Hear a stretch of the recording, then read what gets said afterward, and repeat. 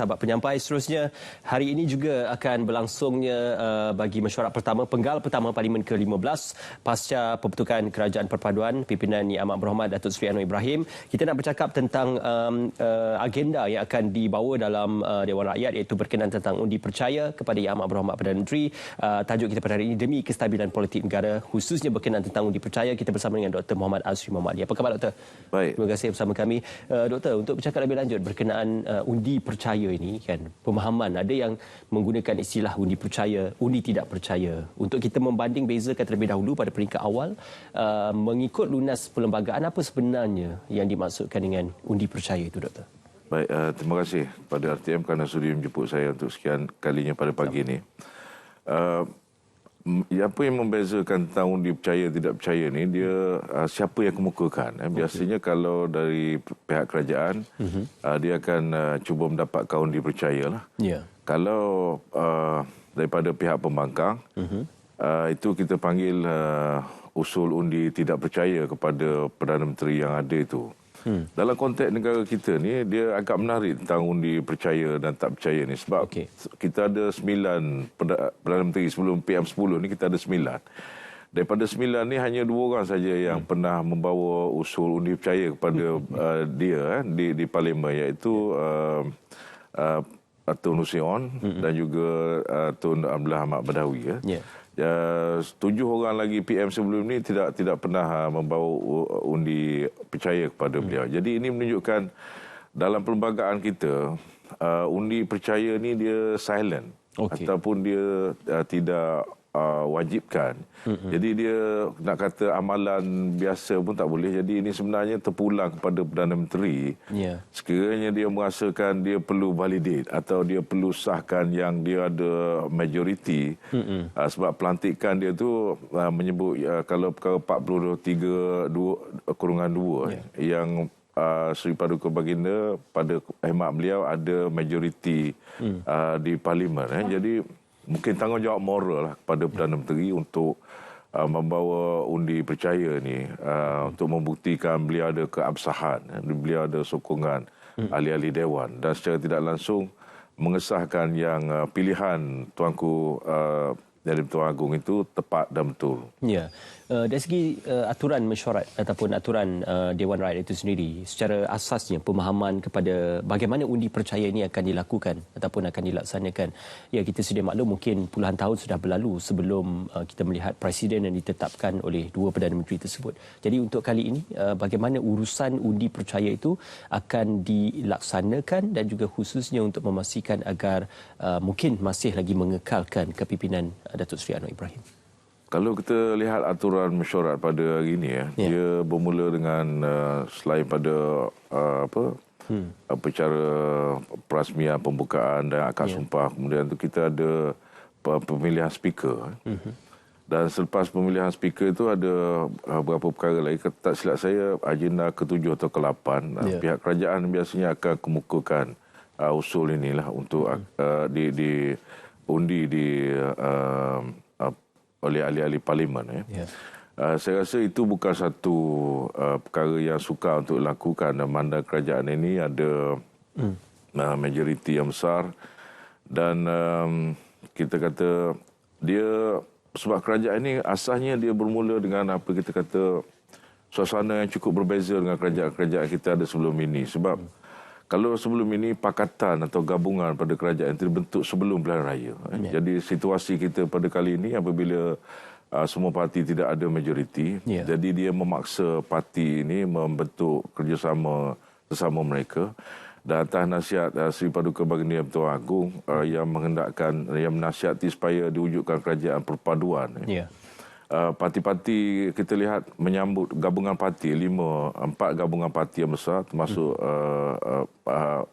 ahli Parlimen bebas bersetuju untuk membentuk unity government atau kerajaan paduan yang ada sekarang ni. Jadi ini suasana yang unik yang ada di negara kita, yang berbeza dengan sebelum ini, yang menunjukkan semangat kerajaan ini lain berbanding dengan sebelum ini. Sebab bila kita bercakap sebelum ini, untuk 61 tahun kerajaan ini dipimpin oleh satu gabungan saja, iaitu kita kenali sebagai Barisan Nasional. Di bawahnya ada beberapa parti.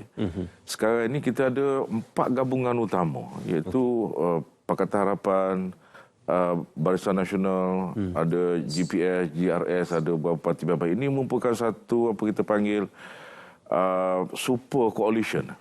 Super coalition yang membezakan dengan kerajaan-kerajaan sebelum ini. Jadi memasuki fajar baru, kerajaan dengan gabungan yang baru, dengan nama yang baru dinamakan Perpaduan, sudah pasti dah dia nak bermulakan dengan asas moral yang betul. Iaitulah untuk menunjukkan kepada rakyat dan menyenyapkan pengkritik yang mengatakan kerajaan ini tidak ada majoriti menerusi perbuatan, iaitu undi percayalah. Sebab sebelum ni kalau segi ucapan percakapan itu telah dinyatakan beberapa kali yang mereka atau kerajaan ini telah ada majoriti mencukupi, malah mencecah angka melebihi 2/3, iaitu 148. Jadi hari ini rakyat akan dihidangkan dengan bukti nyata dari segi perbuatan.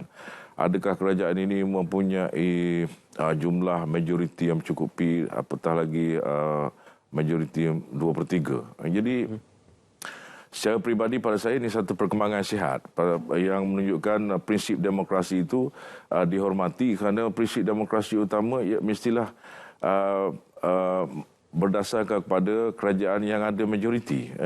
Jadi ini proses untuk membuktikan, untuk validate yang kerajaan ini ada majoriti, bahkan melebihi simple majoriti, iaitu mencapai angka kita kata melebihi 2/3 majoriti.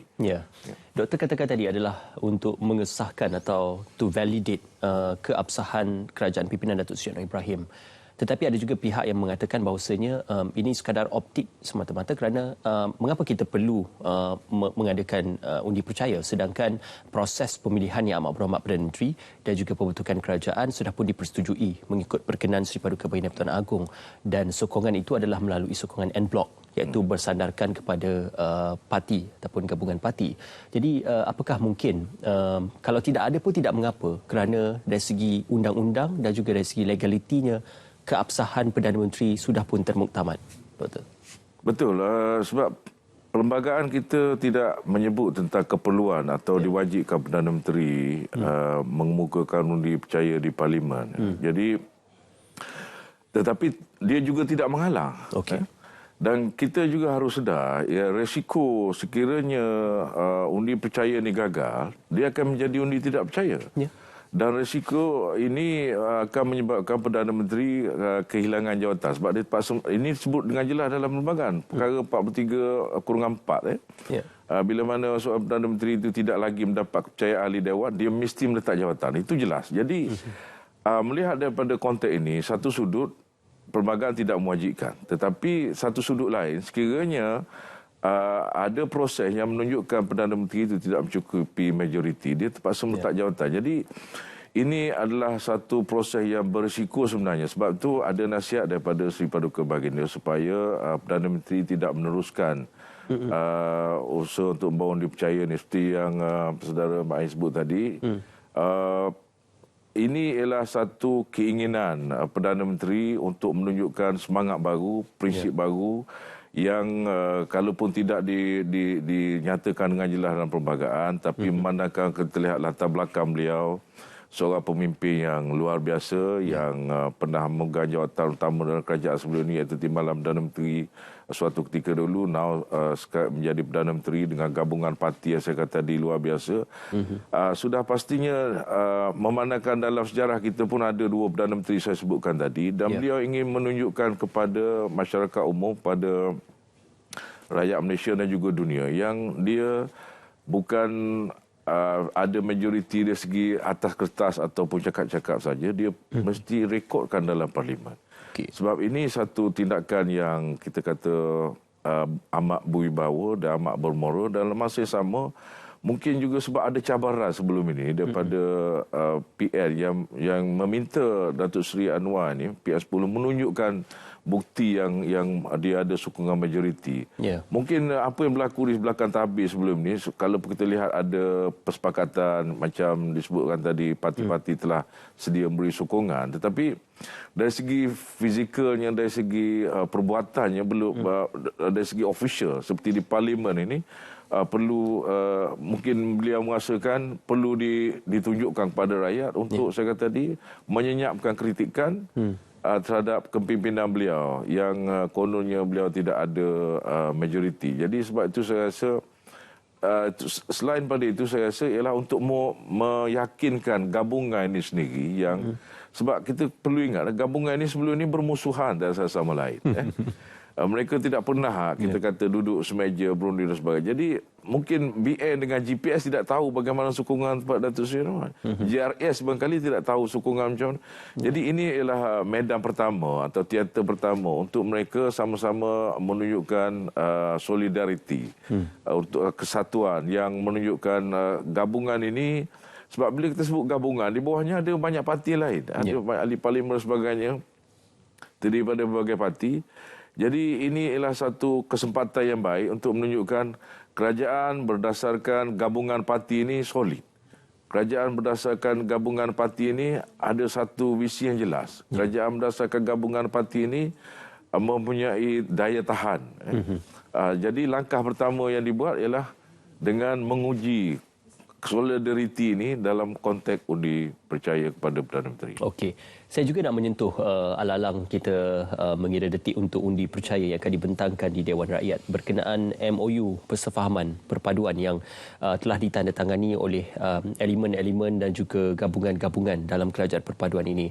Ada yang melihat mengapakah MOU ini perlu meletakkan syarat bahawasanya sekiranya tidak mematuhi MOU, kehilangan kelayakan atau penjawatan ahli parlimen dan akan secara automatiknya gugur. Jadi apakah absah ataupun ada unsur-unsur legaliti MOU ini terhadap kehilangan jawatan sebagai ahli parlimen? Okey. Baik soalan tu, terima kasih. Kita lihat ini kerajaan pertama kali dibentuk selepas akta lompat parti diluluskan di parlimen pada tahun 2021. Berkait dengan MOU ni memang ada kaitan yang rapat dengan perkara ini sebab yang pertamanya ini pertama kali gabungan yang dibentuk. Kalaupun kita tahu ada persetujuan sama mereka tapi dia tidak ada secara eksplisit, secara tersurat. Bila MOU ni ditandatangani, kita dapat lihat dia menjelmakan hasrat, menjelmakan landasan ke arah mana gabungan parti yang sebelum ini saya kata bermusuhan itu nak pergi. Dan dalam perkara 3 MOU itu pada saya menjelaskan tentang visi dan matlamat atau hala tuju ke mana mereka ni nak pergi itu. Dan yang paling cantik sekali pada saya apabila perkataan pertama digunakan ialah untuk menegakkan ataupun mematuhi perlembagaan persekutuan.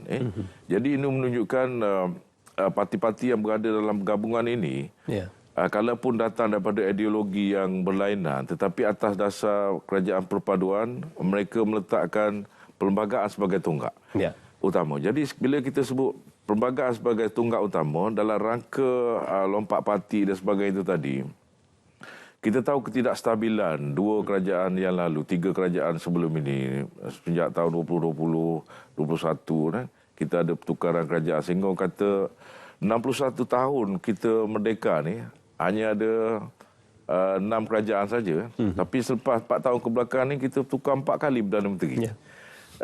Yang menyebabkan rakyat pun kadang yang tak ikuti politik ni susah lagi nak mengapa siapa nama Perdana Menteri. Jadi apabila akta lompat parti itu dilakukan, dia masih ada loophole sebab dia belum tested, dia belum diuji di parlimen. Jadi mungkin ada orang kata ahli parlimen ni bebas dan sebagainya. Tapi saya melihat secara konvensionnya lah dalam parlimen, demokrasi berparlimen, parti ni dia ada whip dia ada ketua dia. Jadi sebab itu disiplin itu cukup penting. Terutama dalam konteks untuk keabsahan kerajaan itu seperti undi percaya, seperti bajet dan beberapa akta yang ataupun isu yang melibatkan keabsahan kerajaan.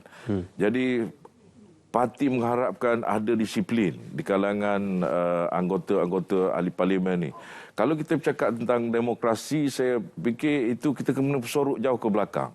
Okey. Sebab parti ni yang meletakkan calon dan calon kempen, jentera, infrastruktur disediakan oleh parti. Jadi parti sudah pastinya mengharapkan sumbangan yang diberikan itu dapat balik dalam konteks sokongan pembahasan dan sebagainya. Ya. Kedua, kita tengok tata kelola di parlimen ni memang jelas dia ada pembangkang, dia ada kerajaan. Kalau pembangkang dan kerajaan ini tidak jelas, susah untuk mencapai kita kata order ataupun tata susila di parlimen itu. Check and balance. Kalau check and balance, kalau tidak ada disiplin dan menyentuh soal demokrasi juga, MOU itu tidak menyatakan selain pada 3 yang saya sebutkan tadi, undi percaya, bajet dan atau pembekalan dan juga berkenaan dengan proses yang mencakupi kredibiliti, dia mungkin boleh mengundi mengikut naluri dia, sebab tidak ketat pada saya MOU itu. Cuma dia amat ketat dalam konteks tadi sebab kalau melibatkan undi percaya, bajet dan sebagainya yang bertentangan dengan parti itu boleh menyebabkan kehilangan kerusi. Sebab pada saya latar belakang kita ini yang menyebabkan lompat parti dan sebagainya itu ada kaitan dengan permainan parti lawan yang meletakkan apa kita panggil mole. Jadi pengajaran yang berlaku apabila dua kerajaan ini sebelum ini tidak stabil, parti mengambil inisiatif untuk memastikan tali baru ataupun mole itu tidak berada dalam parti mereka. Ini antara pada saya langkah terbaik yang dilakukan oleh parti gabungan ini, parti kerajaan perpaduan ini untuk pastikan ahli parlimen mereka to the line. Ahli parlimen mereka tidak menyusahkan rakyat dengan membuat floor crossing dan sebagainya, atau kita kata lompat dan akhirnya menyebabkan kerajaan itu runtuh. Rakyat terpaksa berdepan dengan proses pilihan raya sekali lagi. Sebab itu bergerak secara en bloc. Untuk bergerak secara parti ataupun sokongan secara parti. Kita sedia maklum juga dengan pembentukan kerajaan ini, pihak pembangkang iaitu Perikatan Nasional juga sudah pun membentuk blok mereka sendiri, Datuk Seri Hamzah Zainuddin sebagai ketua pembangkang. Kalau sebelum ini kita sedia maklum sewaktu beberapa mungkin tidak terlalu lama lah, tahun sebelum ini ada MOU antara kerajaan dan juga pembangkang. Sewaktu itu adalah Datuk Seri Anwar Ibrahim sebagai ketua pembangkang. Jadi tidakkah kita perlu untuk melanjutkan lagi MOU antara kerajaan dan pembangkang, khususnya antara Datuk Seri Anwar Ibrahim dan juga Datuk Seri Hamzah Zainuddin, supaya isu-isu politik ini akan dapat dikurangkan dan juga difokuskan kepada isu-isu yang akan dihadapi pada tahun 2023. Dr. Ya, sebelum ini kita ada situasi sebab terlampau kerap pertukaran kerajaan. Jadi untuk memastikan dalam suasana kita menghadapi masalah ekonomi dan sebagainya, kerajaan agak stabil, dan sebab itu di bawah pimpinan Datuk Seri Anwar waktu dia menjadi ketua pembangkang dulu, dia adakan CSA atau Confidential Supply Agreement dengan Perdana Menteri ketika itu iaitu Datuk Seri Ismail Sabri. Kalau kita nak melihat dalam suasana sekarang, saya rasa situasinya agak berbeza, tetapi tidak mustahil boleh lakukan. Sebab situasi berbeza saya kata sebab arahan ataupun nasihat Seri Paduka Baginda sewaktu kita dalam proses parlimen tergantung baru-baru ini agak jelas, supaya semua parti ini membentuk kerajaan perpaduan. Tetapi kita lihat PN menolak cadangan itu, dan apa yang ada sekarang ini, blok-blok yang sebelum ini bermusuhan membentuk kerajaan perpaduan yang ada. Tetapi itulah macam dikatakan tadi, dia masih belum terlewat sebenarnya. Kalau kita berhasrat untuk mengurangkan suhu politik ataupun iklim politik ataupun drama politik yang begitu intens sebelum ini, dan memastikan rakyat kita fokus pada satu perkara yang boleh meningkatkan produktiviti dan sebagainya, dan pembangkang berjiwa besar, mereka boleh melaksanakan CSA seperti itu, tidak menjadi penghalang ataupun masalah besar. Sebab pernah dilakukan sebelum ini, dan orang yang sama, aktor yang sama.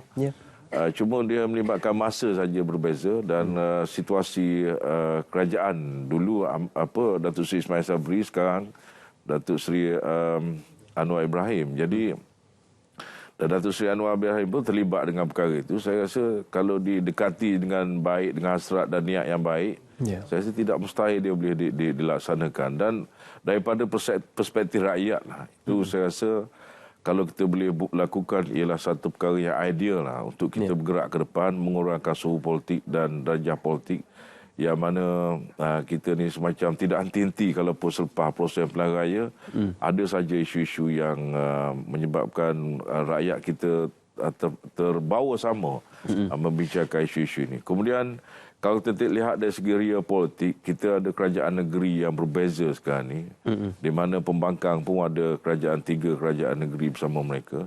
Kalau CSA ni boleh lakukan, dia akan membantu kerajaan negeri ni lebih lancar berurusan kerajaan pusat. Tetapi real politik juga kita kena ambil kira yang kerajaan negeri ni akan berdepan dengan pilihan raya tidak lama lagi. Kita sampai 6 bulan lagi pada sekarang. Doktor bercakap pilihan raya negeri itu belum ada dimuktamadkan lagi. Apakah kerjasama politik akan juga turut berlaku di peringkat negeri sama ada BN dan juga PH, kerana kita sudah maklum seperti dikatakan tadi tidak ada kerjasama pra-PRU ataupun pra-pilihan raya, tetapi hanyalah kerjasama untuk pembentukan kerajaan. Jadi mungkin kita akan dapat melihat kerjasama politik akan berlaku antara PH BN dalam pilihan raya negeri. Ya, dalam politik segala kemungkinan boleh berlaku dan dalam sejarah pun kita lihat. Kalau kita cakap tentang kemungkinan tu ada, tapi berdasarkan sentimen dan pilihan raya kecil yang berlaku pada baru-baru ini, kita lihat masing-masing parti telah macam ada keegoan tersendiri.